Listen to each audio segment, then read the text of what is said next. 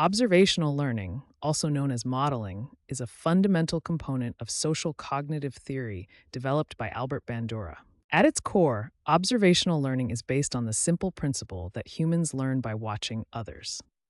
Children naturally learn behaviors, attitudes, and emotional responses by observing their parents and other significant individuals in their lives. According to Bandura, effective observational learning requires four essential components. First, we need attention. We must focus on and notice the behavior being modeled. Second, retention is crucial. We must remember what we observed to reproduce it later. Third, reproduction means having the physical ability to perform the observed behavior. Finally, motivation reinforcement. We need incentives or reasons to demonstrate what we've learned. A practical example of observational learning is in developing healthy eating habits. When children repeatedly watch their parents choose and enjoy vegetables and fruits, they're more likely to adopt these behaviors themselves. In educational settings, observational learning is a powerful tool. Teachers model desired behaviors and skills, peers demonstrate successful approaches, and students learn both academic content and important social skills. Observational learning remains a central concept in social cognitive theory, working alongside other components like self-efficacy and outcome expectations to explain how we learn from our social environment. By understanding the four components of observational learning, attention, retention, reproduction, and motivation, we can design more effective educational and behavioral interventions. Outcome expectations are the anticipated consequences of a behavior. We're more likely to engage in a behavior if we expect positive outcomes. Conversely, negative outcome expectations decrease the likelihood of performing a behavior. In Bandura's social cognitive theory, outcome expectations are a critical component that influences goals and ultimately behavior. These expectations are shaped in two primary ways: through observational learning, watching others' experiences, and through direct personal experiences with the outcomes. For instance, if you expect that exercising will lead to increased energy, better sleep, improved mood, weight management, and reduced health risks, you're more likely to exercise regularly. Outcome expectations play a crucial role in the decision-making process.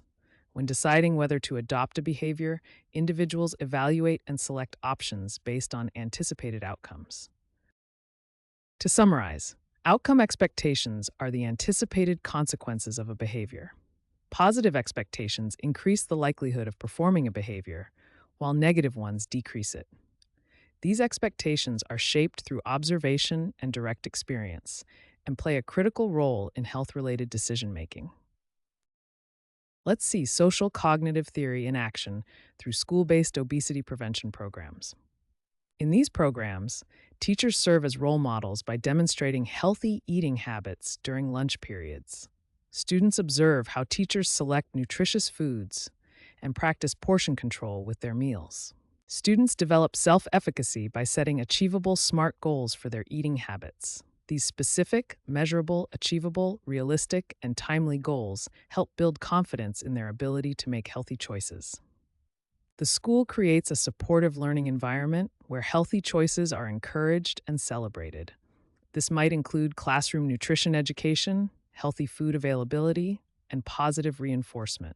By highlighting the positive outcomes of healthy food choices, such as increased energy and better academic performance, these programs help students develop positive outcome expectations. By integrating these key SCT components, modeling, self-efficacy development, supportive environments, and positive outcome expectations, school-based obesity prevention programs effectively promote healthier lifestyle choices among students.